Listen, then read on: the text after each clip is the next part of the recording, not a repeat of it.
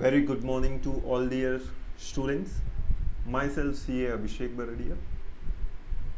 I am purposefully creating this video for all the students who are appearing in November 2020 examination for CA Foundation. तो जिन लोगों को भी CA foundation नवंबर 2020 में appear होना है, उन सभी बच्चों के लिए जो भी रेलिवेंट चेंजेस हैं, रीसेंट अमेंडमेंट्स हैं जो आई गई है लॉ के सब्जेक्ट में, उसको मैं इस शॉर्ट वीडियो में आपको बताने वाला हूँ, आपके साथ शेयर करने वाला हूँ। तो इस वीडियो में जैसा हमें पता है कि कोई भी लीगल सब्जेक्ट होता है तो इंस्टीट्यूट की प्रथा है कि एग्जाम से 6 महीने पहले तक के जितने भी चेंजेस होते हैं वो सभी वैलिड रहते हैं। तो जिनका भी नवंबर 2020 में एग्जाम है, उन सब के लिए 30 अप्रैल 2020 तक जितने भी चेंजेस किए गए थे वो सभी आपके लिए वैलिड रहेंगे। तो हमारा जो पेपर है बिजनेस लॉस, उसमें 5 अलग अलग कानून आपको पढ़ने पड़ते हैं। वो 5 में से एक ही कानून में चेंजेस आए हैं और वो चेंज आया है इन कंपनीज एक्ट 2013। मैं जानता हूं आपका और मेरा फेवरेट। अब वो क्या चेंजेस आए हैं और वो क्या है, आइए हम शॉर्टली उसको कवर अप करते हैं। तो सबसे पहला चेंज आया है with respect to the term resident in India. अब आप बोलेंगे ये कहाँ आया था, तो मैं आपको याद दिलाऊंगा। याद करिए, जब हमने 1% कंपनी के बारे में पढ़ा था तो उसकी एलिजिबिलिटी क्राइटेरिया हम कुछ पढ़ते हैं कि 1% कंपनी कौन बना सकता है। तो उसके लिए हमने देखा था कि वो इंडियन सिटीजन होना चाहिए, रेसिडेंट इन इंडिया होना चाहिए, वगैरह वगैरह, ये सारी उसकी एलिजिबिलिटी क्राइटेरिया थी। और जो रेसिडेंट इन इंडिया होता था वहाँ हम क्या पढ़ते थे, किसको रेसिडेंट इन इंडिया बोलेंगे, जो कैलेंडर ईयर में 182 डेज या उससे ज़्यादा रहता है। ये हमने पढ़ा था। अब देखते हैं चेंज क्या है, तो आइए पढ़ते हैं। For the purpose of this rule the term resident in India means a person who has stayed in India for a period of not less than 182 days during the immediately preceding financial year। यानी change क्या है? The change is, पहले अभी तक हम जो भी criteria देखते थे वो कैलेंडर ईयर बेसिस पे देखते थे, लेकिन अभी जो चेंज हमें देखना है वो क्या है, आप कैलेंडर ईयर ना देख के फाइनेंशियल ईयर देखेंगे। कैलेंडर ईयर का मतलब क्या होता था, वही जी जो जनवरी को चालू होके दिसंबर को ख़त्म होता था। लेकिन फाइनेंशियल ईयर, जब फाइनेंशियल ईयर की बात करते हैं तो फाइनेंशियल ईयर का मतलब क्या होता है, जो अप्रैल से चालू होके अगले मार्च में ख़त्म होता है। तो यानी अब रेसिडेंट इन इंडिया का क्राइटेरिया क्या है, कैलेंडर ईयर ना रह के फाइनेंशियल ईयर है। यानी इसी को हम हमारे उस स्टडी मटेरियल से कंपेयर करें तो ये आपका स्टडी मटेरियल है इंस्टीट्यूट की तरफ से जिसको हमने देखा था। तो इसमें जब आप उस रेलिवेंट टॉपिक पे आएंगे, यानी 1% कंपनी के अंदर आप जब आएंगे तो उसमें देखिए now where is the change, हम अकॉर्डिंगली हमारे स्टडी मेट को भी अपडेट कर लें। तो देखिए 1% कंपनी पेज नंबर 5.10 पे जो हमने पढ़ा ये वाला पॉइंट, तो उसमें देखिए क्या बोल रहा है, on the natural person who is Indian citizen resident in India. अब वो रेसिडेंट इन इंडिया का मतलब क्या है वो बता रहा है। तो देखिए resident in India, that is person who has stayed in India for a period of not less than 182 days during the immediately preceding one calendar year। अब ये कैलेंडर ईयर की जगह आ जाएगा क्या, preceding financial year, यानी this is the change. तो अब इस कैलेंडर ईयर को आप काट देंगे और उसकी जगह आ जाएगा फाइनेंशियल ईयर। तो पहला चेंज क्या हो गया कि 1% कंपनी के एलिजिबिलिटी क्राइटेरिया में आपको कैलेंडर ईयर ना लेके फाइनेंशियल ईयर को लेना है, करेक्ट। तो ये हम बहुत अच्छे से जान चुके अमेंडमेंट्स के तौर पे। दूसरा amendment, revised definition of small company. याद करो, स्मॉल कंपनी यानी हमारी बच्चा कंपनी जिसको हम बोलते थे। तो स्मॉल कंपनी की डेफिनेशन, अब जैसे मैंने बोला है ये जितने चेंजेस है, कई चेंजेस तो जिन्होंने मेरे लेक्चर्स देखे हैं, ज़्यादातर चेंजेस तो हमने उस लेक्चर में ही मैंने आपको कवर करा दिया था, बट ठीक है ये हम एक समराइज करके देख रहे हैं। तो स्मॉल कंपनी किसको बोलते थे, तो स्मॉल कंपनी यानी बच्चा कंपनी मीन्स कोई भी company other than public company, ये तो जानते ही हैं, जिसके 2 क्राइटेरिया होते थे, एक पेड अप शेयर कैपिटल और एक turnover. Paid up share capital का मतलब क्या होता है, तो paid up share capital of which does not exceed 50 lakh rupees, मतलब जिसकी पेड अप कैपिटल 50 लाख रुपए नहीं होनी चाहिए, और such higher amount as may be prescribed which shall not be more than 10 crore rupees. तो which should not be more than 10 crore rupees, correct. तो paid up capital जिसकी 50 लाख होनी चाहिए और जिसको फ्यूचर में अगर कभी बढ़ाया जाए तो बढ़ा के भी कितना बढ़ाया जा सकता है, मैक्सिमम अप टू 10 करोड़। आज की तारीख में लिमिट 50 लाख है, लेकिन कल को अगर गवर्नमेंट चाहे तो वो 50 लाख की लिमिट को बढ़ा के मैक्सिमम 10 करोड़ तक कर सकती है। तो this is the change. And उसके अलावा टर्नओवर देखते थे, तो turnover of which as per profit and loss account for the immediately preceding financial year. तो प्रीसीडिंग फाइनेंशियल ईयर में उसका प्रॉफिट लॉस कितना था, does not exceed 2 crore rupees और such higher amount as may be prescribed which will not be more than 100 crore rupees. तो जिसका preceding financial year में profit loss account में टर्नओवर कितना होना चाहिए था, 2 करोड़ रुपए, और अगर फ्यूचर में चाहें तो उसे बढ़ा के कितना किया जा सकता है, 100 करोड़ रुपीस तक किया जा सकता है। तो ये ऑलरेडी जब मैंने लेक्चर्स आपने देखे हैं तो मैंने उसमें आपको यही लिमिट करवाई थी। तो अकॉर्डिंगली स्टडी मटेरियल में भी अगर हम आए तो उस रेलिवेंट चीज़ को अपडेट कर देना चाहिए हमें। तो स्मॉल कंपनी की डेफिनेशन जो आप देखेंगे, तो स्मॉल कंपनी देखिए पेज नंबर 5.11 में वो चीज़ आपको मिल जाएगी।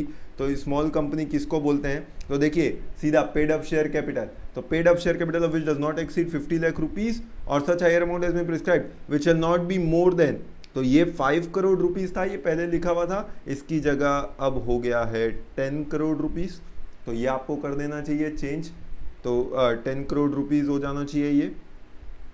और साथ ही साथ टर्नओवर, तो turnover of which as per its last profit loss account. देखिए अब एक चेंज और हुआ, यहां पे क्या लिखा हुआ है, लास्ट प्रॉफिट लॉस अकाउंट, और जो चेंज है उसमें आप क्या वर्ड देखेंगे, यानी वर्डिंग्स को चेंज किया गया।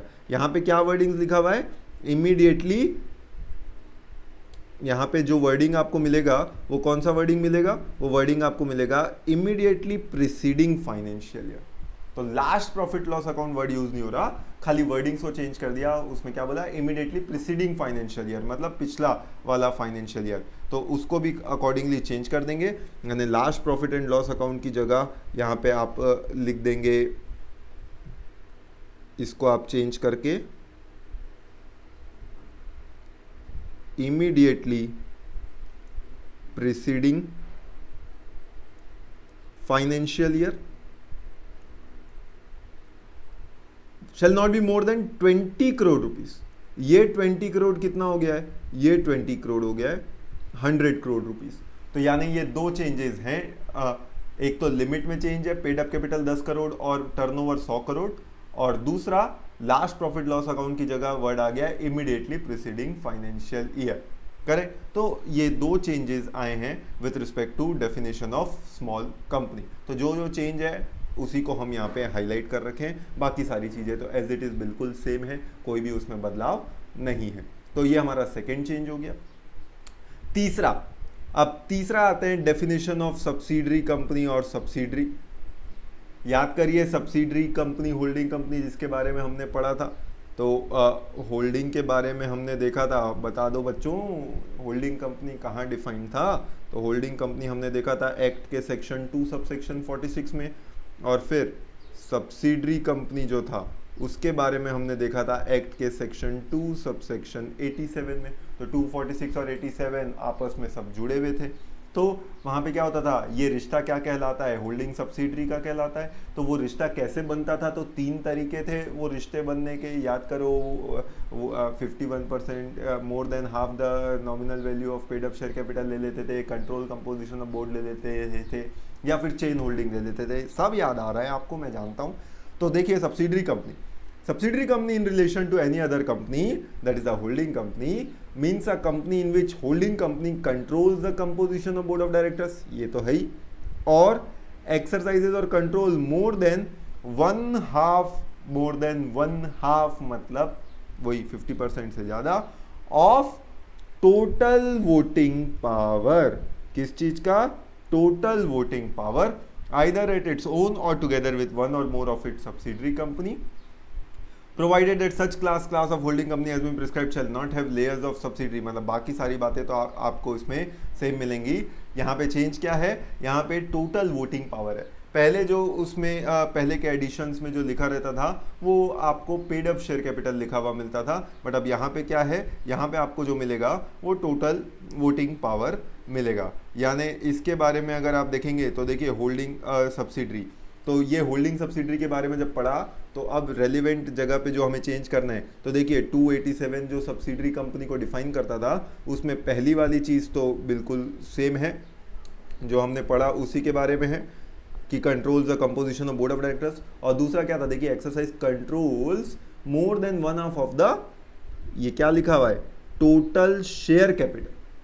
अब जहां जहां mostly total share capital word use था वो सबको चेंज करके अब आ गया है जो वर्ड आपको लिखना है वो है टोटल वोटिंग पावर, यानी अब जो क्राइटेरिया है वो वोटिंग पावर के बेसिस पे ही रहता है, मतलब जितना वोट देने का अधिकार रहता है। अब आमतौर पे उसमें वोटिंग पावर्स में आप देखेंगे कि आमतौर पे एक शेयर पे एक वोट आपको मिलता है, ये वोटिंग पावर रहता है। फिर इसके अलावा एक शेयर अगर company differential voting powers issue करती है तो डिफरेंशियल वोटिंग पावर्स में हो सकता है एक शेयर एक वोट ना हो, वो कंपनी डिसाइड करती है।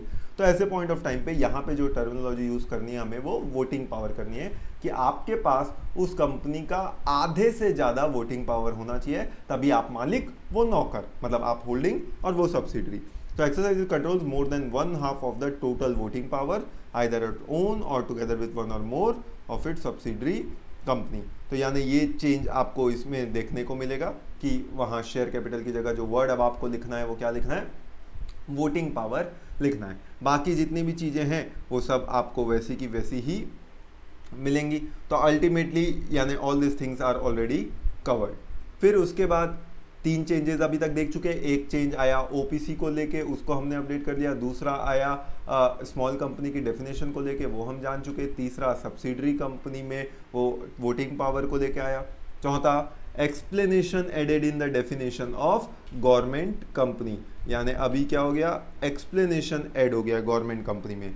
तो देखिए क्या है, गवर्नमेंट कंपनी याद करिए किसको बोलते थे, 51% या उससे ज़्यादा का शेयर कैपिटल अगर वो होल्ड करता था। तो यहाँ पे भी क्या हो गया, शेयर कैपिटल की जगह अब कौन सा वर्ड यूज होगा, यहाँ पे भी वही है, टोटल वोटिंग पावर को इस्तेमाल किया जाएगा। यानी देखिए वो एक्सप्लेनेशन क्या है, for the purpose of this clause paid up share capital shall be construed as total voting power where shares with differential voting rights have been issued. तो टोटल वोटिंग पावर के बेसिस पे उसे समझा जाएगा।